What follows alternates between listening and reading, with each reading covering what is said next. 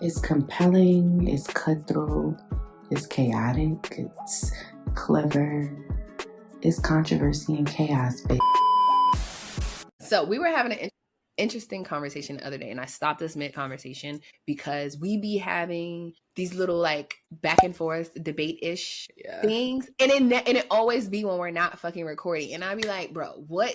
Do we have a podcast or don't we? We be talking shit. So this episode 76 is we need to discuss the downfall of Trey Songz. Now, I know Trey Songz is problematic for valid reasons. Allegedly. Validly. You're right. He's not been proven guilty. So allegedly, valid reasons. I get it. Why you had to be a nasty nigga? They all allegedly. Nasty niggas. But like this happened on camera. This is irrefutable. Like we seen that. Wait, which one are you talking about?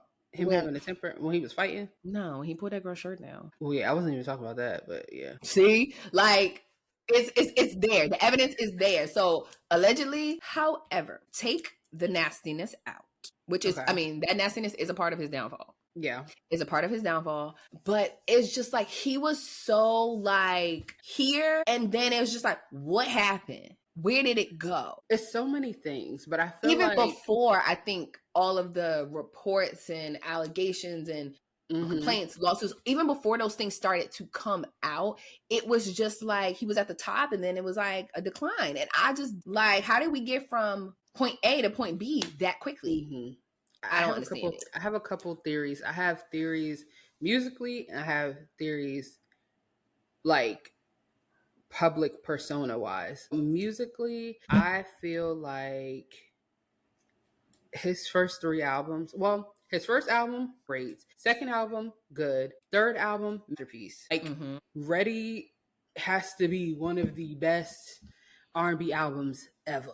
Like, Ready was that nigga. I was going to say that girl, but that nigga, okay? And I think in the midst of the whole Ready situation, music was changing a lot. And Trey Songz is an R&B nigga. Like, yeah, he does a little bit of like the fun poppy type things, but that's not really his actual sound. That's not his bag. Like, he can do it, but that's not really who he is. So I feel like when music was shifting and he started really feeding the streets with his mixtapes, it's like, the mixtapes were so good, the albums will follow and be mid. I am a Trey Songz fan, and I have been since 5th grade. I don't care what y'all niggas say. I listen to that man every day, damn near. Like, all the time. Heavy rotation. So there are a lot of albums and songs by him that people might not even know or might not like, but I love to listen to albums in order.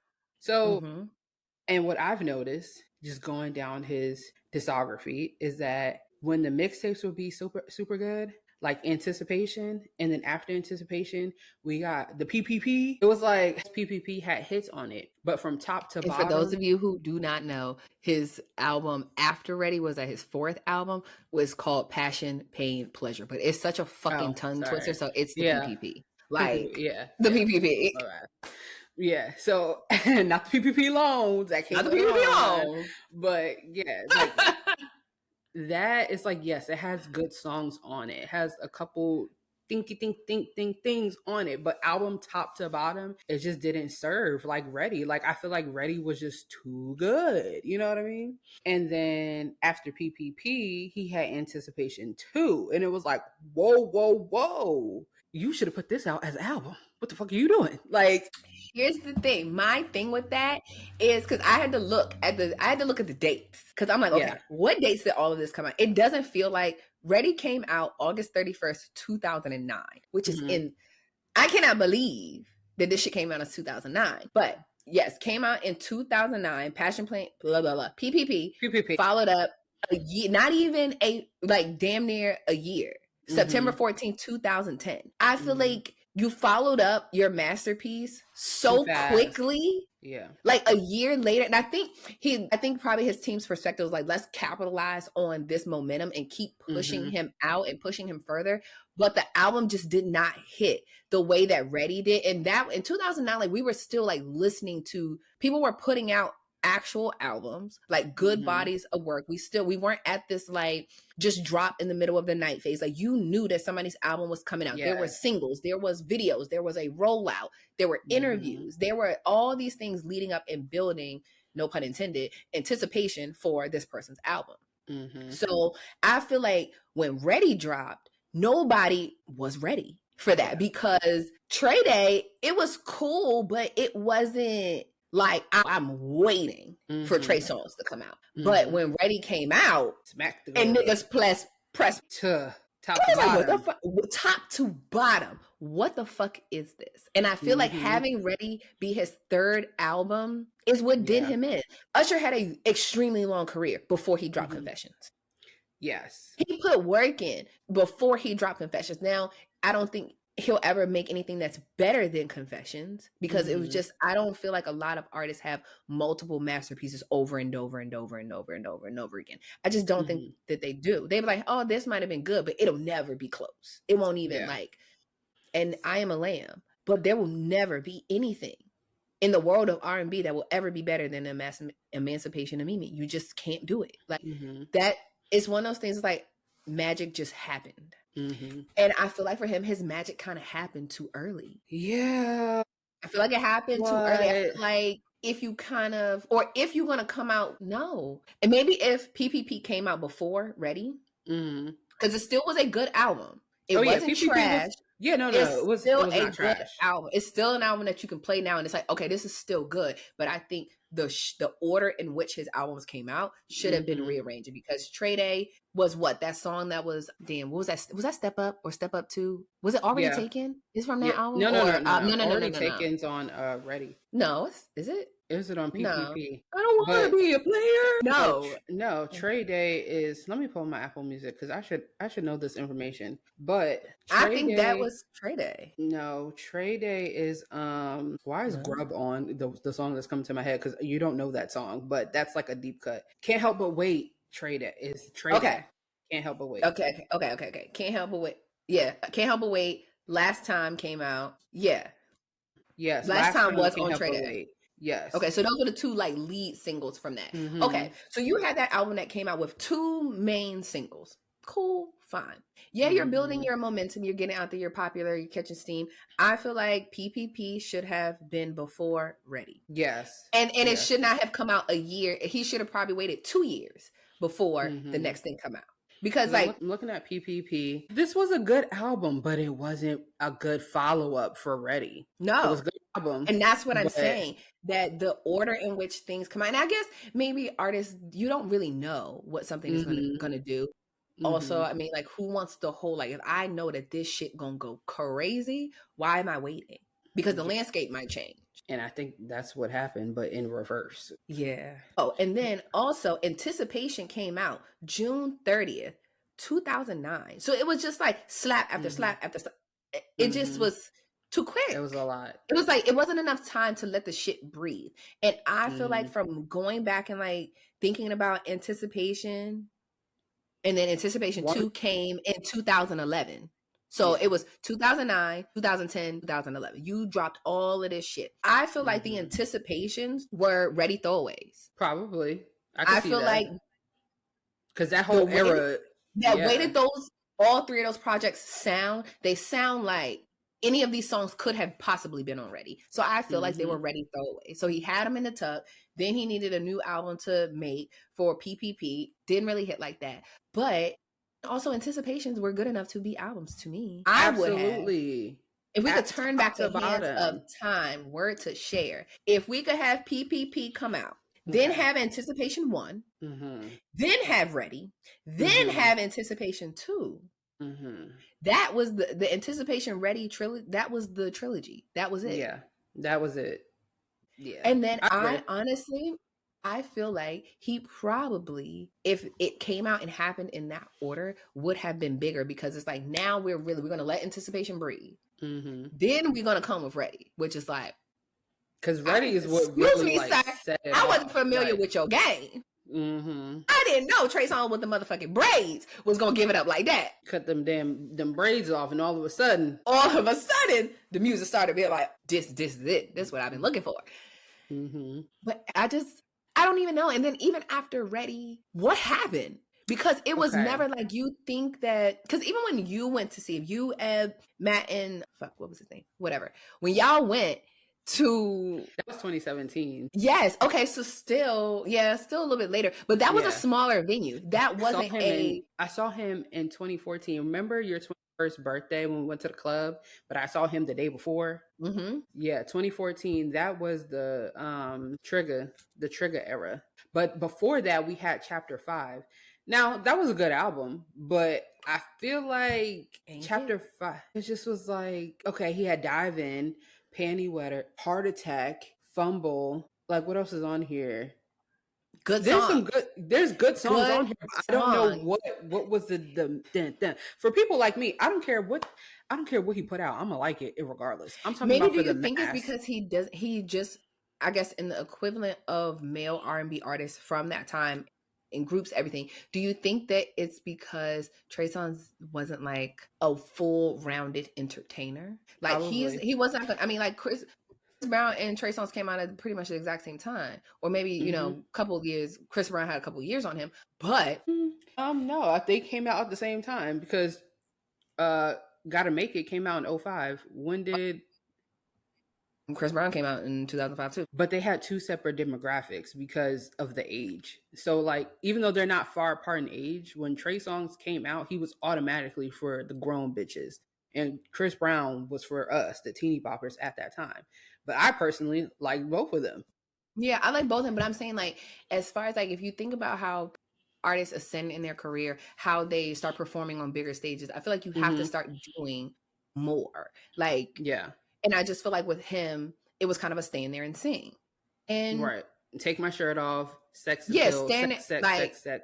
Exactly. Like, but does that really translate into the larger stage? No. Like, I am the hugest act. Like Usher is gonna stand there. Usher can stand there and sing. He could take his shirt off, but Usher can also perform. He can dance. There's production behind this. And I just feel like, with Trey Songz, it was no production behind it. Yeah, the performance and artist development aspect. It was more so awful because that Prince tribute. Ooh, honey, ooh, baby, yeah. And it's also like, again, as far as vocals, Trey Songz is not a vocalist. Okay, let's make that clear. He is not a vocalist. Can he sing? Yes. Does he sound good? Yeah. But he's a what you call it?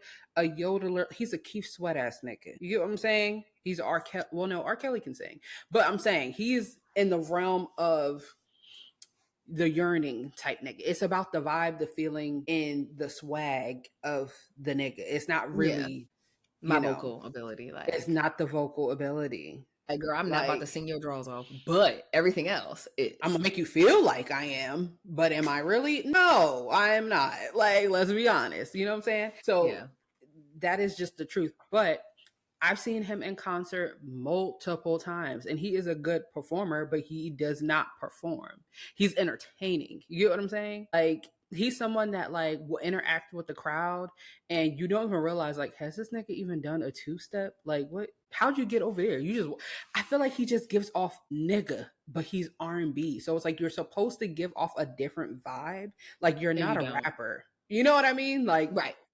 You give rapper a stage performance, as in there's no real like he has dancers, but he's not up there. He ain't shucking and jiving. He ain't gyrating, getting jiggy with it. He's not. He's gonna rip that shirt off.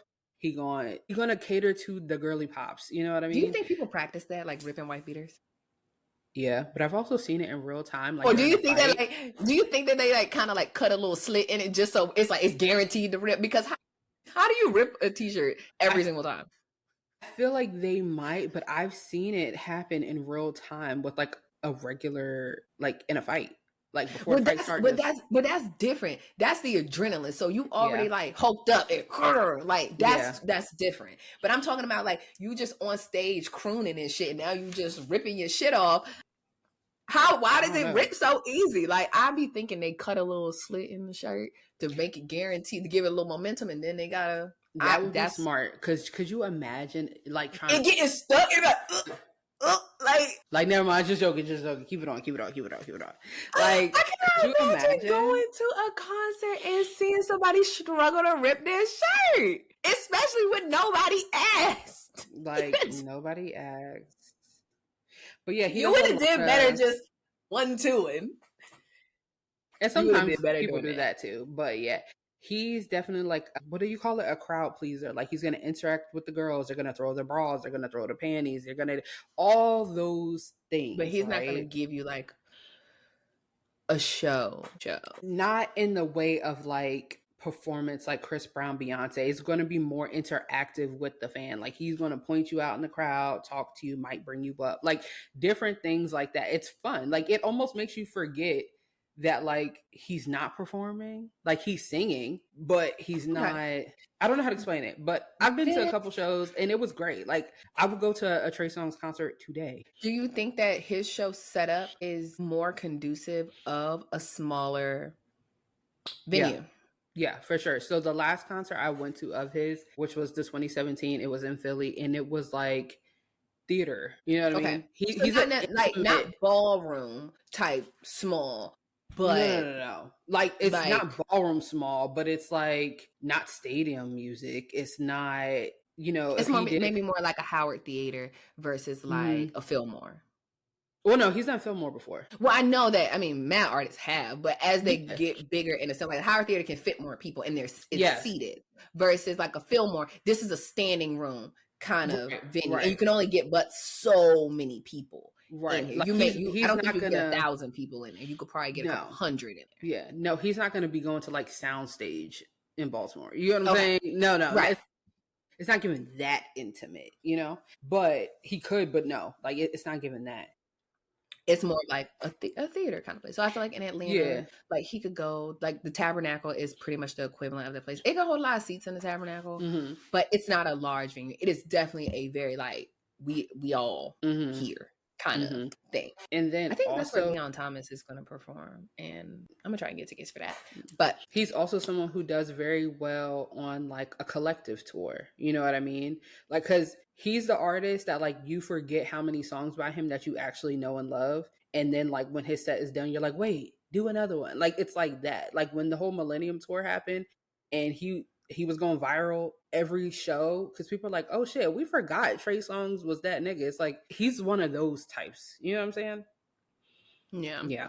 And I it's unfortunate because that niggadom did not last long. Like that shit, I feel like that shit was so fucking short lived. But I feel like it's because music also changed. Like I feel like when he started doing the not LOL smiley face, but when he started venturing into the non like nigga aesthetic, you know what I mean? When he started doing a little bit more poppy fun type of music, it's like, yeah, he did it and it was cool, but it wasn't like, this is not what we know and like you for. It's like, I'm gonna listen because it's cool, but it's not really what I want to hear from you. And I feel like music at that time was changing. R&B was not, his peak happened and then it went down because R&B just wasn't it at that time. Like think about 2010, 2011, 2012, 2013, 2014. What R&B niggas other than Chris Brown was lit? And we can't even say Chris Brown because he dabbled so much into the oomps and all the other things. Like he was giving us R&B, but he was giving us more fun. Yeah. I think I think that 2010 to 2014. Yeah. Like everything was a mustard beat. And if you wasn't on a mustard beat, baby, if your song did not have the same like 4 count turning on, it like during that time you did not know what song was coming on because all the songs like sound it could have been 2 of my bitches in the club, like it could have been that, it could have been it could have been Ayo could have came on, like that Kid A could have came on. You didn't know what song was coming on. It's like all these songs sound the same, but they're different, but they sound so good. And Chris Brown is probably on 80% of these songs. Yeah. And so I feel like Trey Songz, he's done like, if you go and look at some of the remixes he's done to those songs and everything, it's like, oh yeah, you flowing, but this is not your judge. Like it sounds cool, but and he also started trying to be a rapper. Well, that happened before that too. He was trying to rap too, and it was just like, yeah. I don't hate it, but I feel like I don't mind. Like it's like if you sprinkle it in here and there, but all them niggas was doing that. Like him, Chris Brown. You remember Kevin McCall? I used to love Kevin McCall. Like another crazy one. Yeah.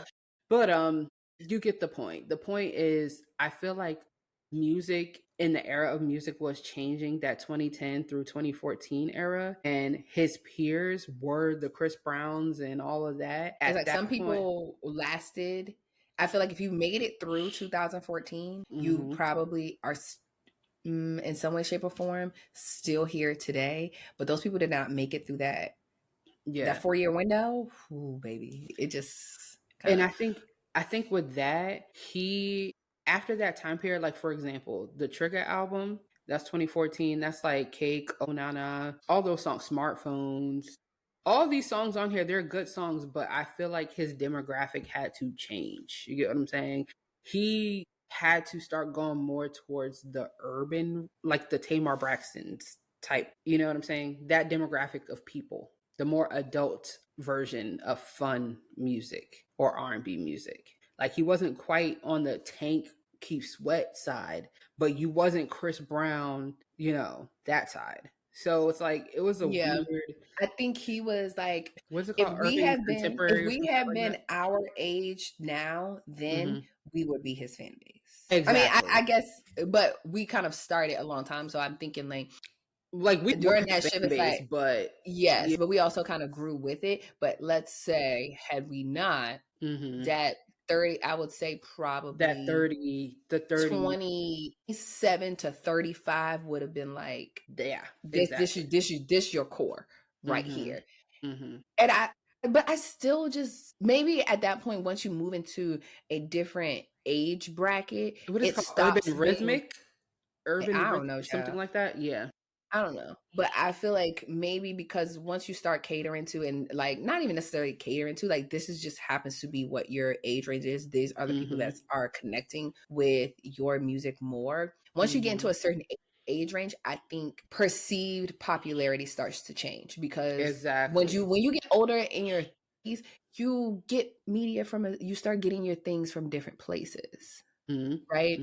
Versus like, oh, it only be in Instagram, or only be in this place, or only finding out information on Twitter. When you're younger and you're catering to a younger crowd, the younger people are on these apps. So it's like you're going to see these things kind of more, and it's more bombarded in your face. Because when you went to that show in 2014, I was like, where the fuck did you even find out that he was going on tour?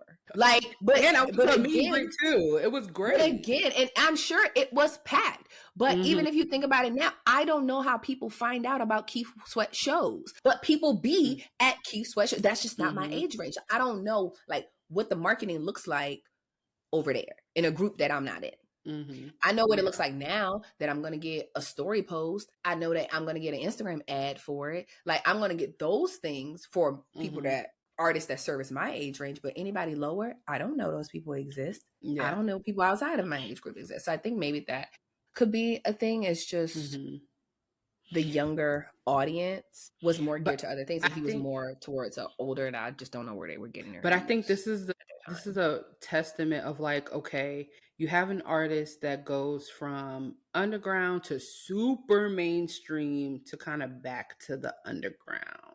Like Trey Songz is definitely at this point in his career, his new shit, if it's like if you know type of things. Like you might hear something and be like, oh wait, that's Trey Songz? Like I ain't heard from him in years. It's like he's consistently put out songs that did well on radio. I can name, looking at all these albums, okay, 2014, let's go Trigger. Oh Nana. That damn song, I don't even like that song. It was everywhere. That Touching and Loving with Nicki Minaj, that was everywhere too. Respectful with Mila J, that song did pretty well. Like, Foreign Remix with Justin Bieber, you don't know that song? Like, you know what I'm saying? They're on the radio, but it's like in their, I don't know, like in every era, in every album, he has a song or two, maybe even three, that did well. But him as an artist and his body of work, they don't compute unless you're a fan. You get what I'm saying? Yeah. And like, for example, I think mainstream, it really just goes into your selection and what time period things came out. I think that really, for me, at least from my vantage point, that was kind of the thing that did him in, was just it was too soon. Yeah. I think too soon in having, his first album, it was a, if you know, you know. It wasn't a like, oh, people running out lined up at the mall to buy this. Like, no. It was a, if you know, you listen to it. Oh, I actually fuck with this. I like this. I listen to this a lot. Second album, kind of same thing. He started getting put on movies. And so it was like, you could tell like the label was pushing you're getting more exposure, but I feel like they hadn't really like captured and harnessed that and like built a brand or anything around him. Right. So when Ready came out, I don't think they were ready. Yeah, I don't think so either. They weren't ready, so it didn't necessarily have a home. It didn't fit. Because it was a huge rebrand from having the braids to that they should have taken more time. I don't know if maybe we're thinking about this from a different perspective because now we see how albums and things are really forward pushed to us in like concepts. So, but and if you think about it, like artists have actually been doing it for a very long time. We just weren't necessarily like, I would say aware of it, paying attention. We just weren't aware of, oh, this is a new era of this artist, like the way that they dress, the way the magazine covers that they chose to do interviews, like what they're wearing during those things. I think that because also now with social media and we hear so much from other people, like auxiliary people, like we hear from the stylist, we hear from this person's glam team, that all of this is curated. This is all working together. The rollout of the album, the interview, the things that we're doing, what we're wearing, it's all together. And I just feel like for certain artists and artists like Trey Songz, if when you don't have that team and that like, I guess, vision that everybody is in on, y'all don't have no direction. Y'all don't know where you're going. It's not easy to kind of, it's easy to kind of lose steam or trying to be playing defense when it's like, it's out now. Y'all should have had this shit ready to go. Yeah. And it's unfortunate because the man put out some bangers and then other things kind of just. Now with the scandals, I feel like made it worse, honestly. It made it 10 times worse. This is the craziest thing about it, right? Because if we're looking at timeline, he's been, him, Chris Brown, all them niggas, they been the R&B niggas fighting in the club. They been the niggas, like, they act like niggas. Okay, they act like rappers. Like, that has been literally the bad boys of R&B. Literally, they've been the bad boys of R&B since they stepped foot in this shit. But I feel like in that earlier era, the 05s through 09, media had a little bit more control of, like, their teams probably had a little bit more control of what was getting out because we weren't constantly uploading our own footage to social media. But after that 2010 to 2014 era where everybody got their own platforms and posting shit about celebrities, baby. Because prior to that, you had to get on your computer and type in gossip.com. And World Star. Hello. It was Media Takeout, Gossip, Media Takeout, and fucking and Lipstick Alley too. I mean, Lipstick Alley is never going anywhere, but I'm talking about like the main, like Lipstick Alley. You didn't like. You just kind of ended up over there. Like you didn't have to do that. B Scott. That was the other one. Those were your four main like black media like outlets as far as like blogs, like our equivalents to like TMZ, USA Today. That was it. You had to get on your computer to scroll. I remember me and my mom used to get on Gossip and just scroll. Like scroll and catch up on everything. Now the way that the Shade Room, Hollywood Unlocked, it's all like I can look at 15 different news sources in one. I can just scroll, and the shit is happening in real time. Gossip did used to upload more like that, but they used to upload like actual articles. So it wasn't just pictures and a headline. It was an article. You had to click on the article, then you could read, and then, okay, click back. Now let's see the next thing. So it's like you were getting more kind of backstory and things. I still think, even though it was on the internet, it was a more controlled manner. Yes. Whereas right now it's real time. Yeah, right now it's real time. You get half information. You get in the fucking caption misspelled. Like you getting so much shit all the time. It really started in that 2010 through 2014 era when Twitter was at peak Twitter and we were like talking about these celebrities on Twitter and then the celebrities are now on Twitter arguing back with us talking about them. That I feel like is what really did Trey Songz in. And the only reason why I didn't do Chris Brown in is because the boy is just that talented. Nobody could sit here and tell me that Chris Brown was not blackballed from the industry. The industry don't do shit for Chris Brown, but because he's still technically is right, and he still is, and like you said, I think it's just more of a talent thing. He's undeniable. It doesn't matter. He's undeniable, and also his team did what they were supposed to do. That era of him being on everything, I don't think that was just by happenstance. no, you're not going to say no to anything. You are going to be on every single track, every single genre. If they ask you, we saying yes. You are going, like, we're going to like push you out there that there's no way for you to go. It's like, what? Nobody's going to turn on the radio? Because you're going to be on every single song on the radio. And that, like, y'all could try to get rid of him, but you can't get rid of Chris Brown. Like, it doesn't matter what scandals, whether he didn't do it, it doesn't matter. He's undeniable. He's that talented. However, Trey Songz was not warranted that type of leeway because he is a very niche artist. And when you are a niche artist, you need to operate accordingly, because when your ass gets canceled, there's not going to be Trey's Angels ain't close to a Beehive or a Breezy, whatever the Breezy people are called, Team Breezy.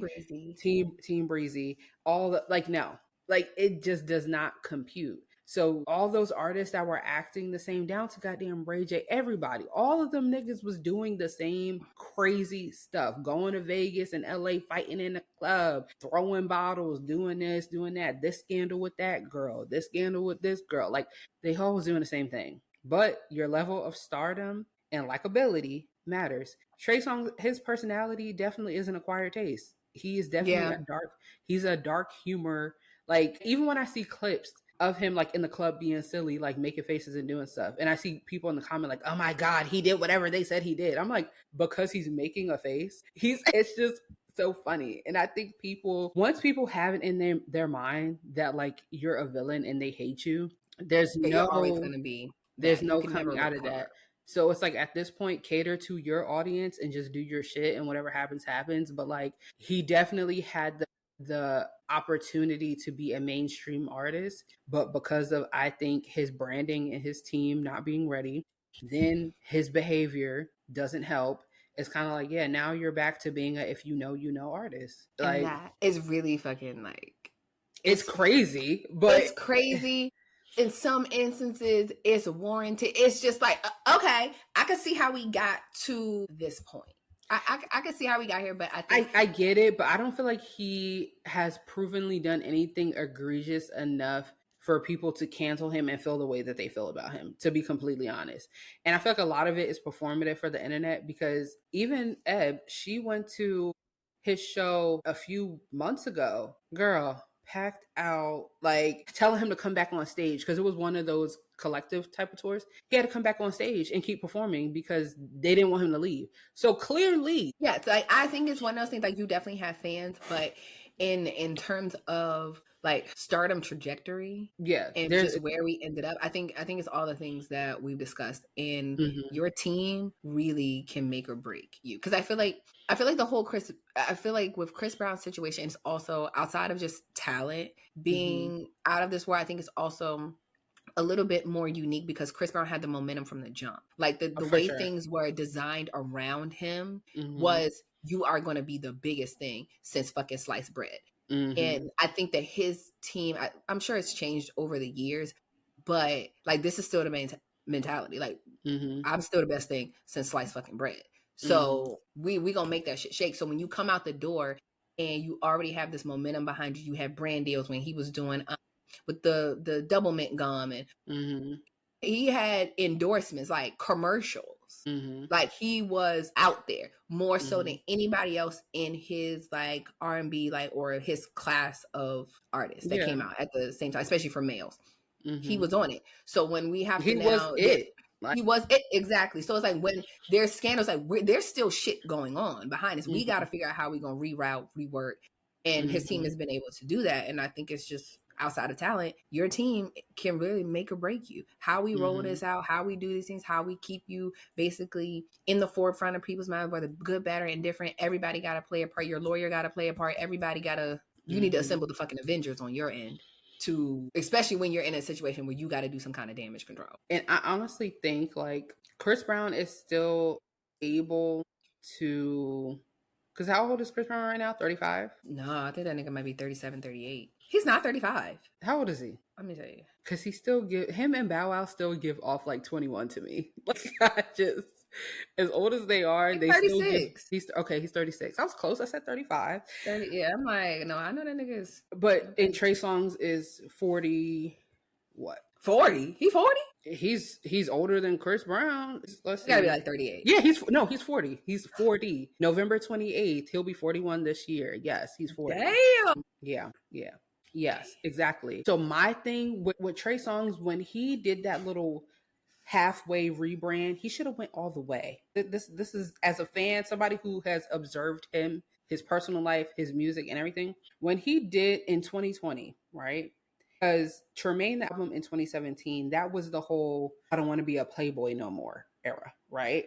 Now after that, we thinking, shit, you got your little son. Well, after that, he had a son. You got your little son. Get your little son. Like, you supposed to be growing up, baby. Like, you're supposed to be, I don't want to be a player. It was like the whole flavor of love. Like, yes, I love being this party animal, this girl, that girl, but I'm ready to settle down and do this and do that. You should have did it. That would have been your 360 move. Because in 2020, when your 180. Whatever. Now we're going that way. 360, baby. We going back in the loop. We gonna end up with we fucking started. Which is what he did. He did a 360 when he should have did a 180. Yeah, baby. You should have did a 180. After that Tremaine album, that was supposed to be your last hoorah at this bad boy of R&B shit. Okay, wrap it up. This back home shit right here, 2020, we was in COVID. It was very like home movie. He showed his son and his baby mama. They weren't, I don't know what their relationship status is. They co-parent very well. She seems very nice. You should have settled down with her. You should have got married. You should have did all the things. I don't want to see you in the clubs no more, popping bottles, acting an ass with Ray J and them. I don't want to see it. Like, you should have did that rebrand and went back home and made and built a home, my nigga. Like, that's what you should have did. That would have helped your career. I promise you. All the scandals with the girls and on the yachts and the this and the that, stop putting yourself there. I feel like he thought disappearing and barely posting on social media and being mysterious and going to Dubai. No, that wasn't enough. Because now you're back. And niggas is like, oh shit, Trey Songz, he got hits. Oh, he put out this song. He did this. He did that. It's lit. But then you have the people, the North don't forget. And if you are coming back as the same nigga that you left as, it's only going to make matters worse. Come back. It gives people the reason to double down and be like, oh, this person hasn't changed. So So it's like, we rolling with the same thing. You should have had fun in Dubai with the sheiks and shit like that, and came back and been a nice, upstanding father. Maybe if you didn't get married, at least showcase your co-parenting with your baby mother. She seems like a very lovely lady, very wholesome. She doesn't even look like, those types of girls. You get what I'm saying? Nigga, settle down. Quiet down. Settle down. Make your music. I promise. Like, you stress me out. It's so annoying. Because it's also stressful for me as a fan. Because, like, I can't even fucking enjoy you in your artistry in peace. Because I'm not going to be fighting on the internet with these people about how horrible of a human you are when... And that's why I would never fight on the internet. I would exactly. Never fight. I just want to enjoy my music in peace, and I'm not. Even putting this episode out, I am not arguing with anybody about who they choose to like and not like. I can dislike that you like that person. Cool, fine. Mm-hmm. No, but people get so upset. But I don't have to like. We don't have to go at it. I don't have to personally respond to you because for the fuck. Why? Yeah. We're all going to like people. And I just realized kind of, especially in this realm of like celebrity and things like that, things that are kind of like real, but not real. Like it's not real life. Like they are way over there. Yeah. Like I don't know this man. Like this is all our interpretations of what we've seen over the years. Like, right. Yeah. And I think I've just realized that when it boils down to like what people will accept and what they want to say, it's all a case by case basis. Just like everything else in life, everything is a case by case basis. And we would love to sit here and say that everybody has the same level of morality when it comes to every single thing, but we know that nobody lives their lives in black and white. No. They just don't. So it's like you might be cool with this one person doing the same act, but another person did the exact same thing. Hell no, because I personally don't fucking like you. And that's just what it is. And I feel like for these situations with pretty much any celebrity in general, anybody who's on the chopping block for being canceled, whatever, it's all individuals' personal interpretation of like, I feel this way, so my morals lead me to believe that I personally don't like you for, whatever reason. And then so you have a group of people that actually feel that way. You have a group of people that just want to be on any kind of bandwagon and just want likes, views, just to be able to insert themselves in the conversation. just to have something to say. And then other people that just don't. I'm not getting involved with that. Like, if I fuck with it, I'm gonna listen to it. If I don't fuck with it, I'm not gonna listen to it. If I fuck with an artist, I'm gonna go to the show if I want to pay that, because this is my George Washington dollars. I am going to pay. Use them to do what I want. You don't. Okay, cool. But you might spend your money on somebody that I personally don't fuck with. But I don't gotta hate you. I don't give a damn. I really don't. That's just like, I've seen some people online talking trash about people going to Breezy Bowl. Okay. Like, okay. And that's what I said. It's one of those things that is subjective. It's like, if you want to double down and this is 100% not for you, okay, cool, fine. But I don't need you to try to harass me to make me think the way that you think. No, I don't care. That's your opinion. That's the hill that you want to die on. Cool. That's all well and fine. I'm not going to change your mind and force you to be a fan. You can't force me to not be a fan. Everybody can do shit that's subjective, because no singular person lives their life in black or fucking white. Everybody lives their life in the gray. It's like, I can deal with these things up until a certain point, and then once I reach my personal threshold, I'm cool. Yeah. For some people, their threshold is a little bit lower, and that's okay, and that's fine. I'm never. And some people don't even have a threshold. It's just performative. Like that too. Like, don't even be fucking mad. And those people who subscribe to groupthink, I can't get with that, because like, you don't even have a mind of your own. So look at me going back and forth with you when you got to go and watch somebody else's video so you can come back and regurgitate what they said, baby. Like, every opinion you had is from a tweet that you read or a TikTok that you heard. We not going toe to toe. I'm sorry. Y'all niggas wasn't outside. Like, I don't know.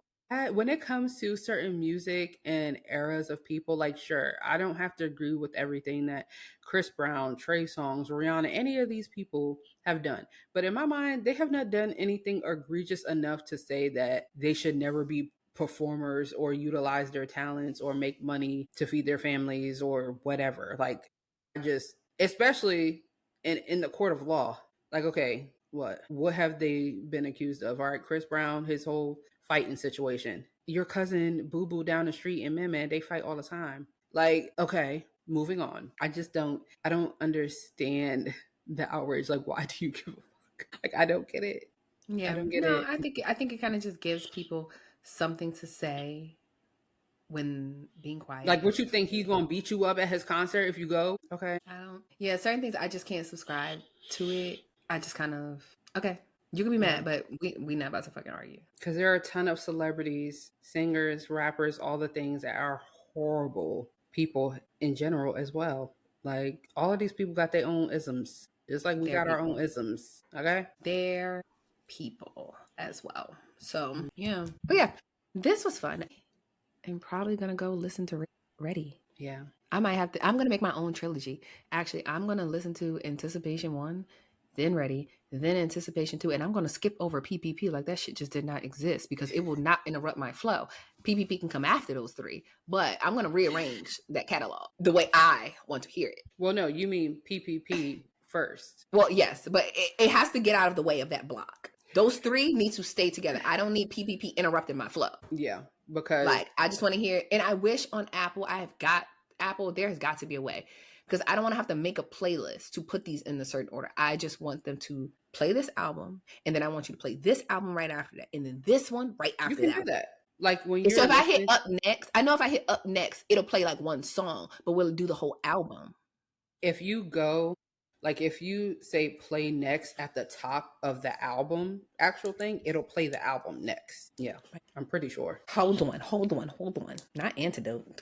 Travis Scott, get out of here. Like, how you get in it? Like, I typed anti, and here go Rihanna and Travis Scott move. I didn't ask for those to be played. Wait, is Anticipation 1 not 1 here? Or I'm like, or do I not have this shit in my phone? What? Okay. It's on there. I'm dumb. We always knew that, because the cover of Anticipation is the cover of Ready. And so why do we fuck up the trilogy with PPP? Well, I think because PPP, I don't know, because Anticipation 2 to me, and I know we're backtracking on the episode, but Anticipation 2 to me goes with Ready and Anticipation 1. PPP, I just feel like maybe that was like a contractual thing they had to do. Like it's one of those situations where maybe the artist and the label is fighting. Like maybe Trey Songz wanted to do the whole Anticipation 2 as his album, but they wanted PPP because they thought it'd be more commercially successful. Okay. I could see that. That's what I think. And that's why I feel like he said, yeah, y'all can have PPP, but I'm still going to put out Anticipation 2 as my mixtape. Yeah, but also, okay, we've got to end this because this is how we be on 45. This is how we be on the phone for 3 hours. Mm-hmm. We be giving y'all an hour of how we be on the phone for the entirety of the day. But being that you said that, that actually does make a lot of sense. And this is also why I take issue with Ready being his third album, because most artists, when they're in their third album, they don't have no power at the label to tell them what they're going to do and what they're not going to fucking do. Mm-hmm. When you get to a certain... definitely gave... This is what and it's just like, because really you hadn't proven yourself at that point to be like, I'm this caliber of artist. I'm not putting out something that I don't want to put out right now. This is not it. This is the order. Everybody don't have that cachet. And I think at that point in time, he did not have that cachet at whatever label he was on. And it was like, no. We're going to do this. And if you don't own your stuff and you're contracted, putting this shit out because, bitch, we own this. And it's going out. And when he said Uno Reverse Anticipation 2 as my mixtape and fucked up the streets. And I can't even say how I feel about Anticipation 2 on this here podcast. But Trey, you know, I just feel like that was just like pinnacle of life. Like some core life experiences were taking place. And it's like, when 2 + 2 start equaling 4, it's like, oh my God. And then you revisit Anticipation 1 and Ready, and it's like, aha, bitch. That was the 2 + the 2. That was the 2 + the 2. Anticipation 2 was the 4. You get what I'm saying? Like, we had to come full circle. We had to really break that. Yeah. We here, sister. Yeah. You picked up what I put down. Absolutely. Yeah. But anyway, take that for whatever you will, guys. Let us know if there are any artists or bodies of work you want us to do a deep dive on, because I mean, we're pretty well-rounded and we always have opinions. So let us know. But I think we really just had to get this off our chest. Yes, because it must be studied. Yeah. And I think we did it. So done. Yeah. So that was 76. Bye.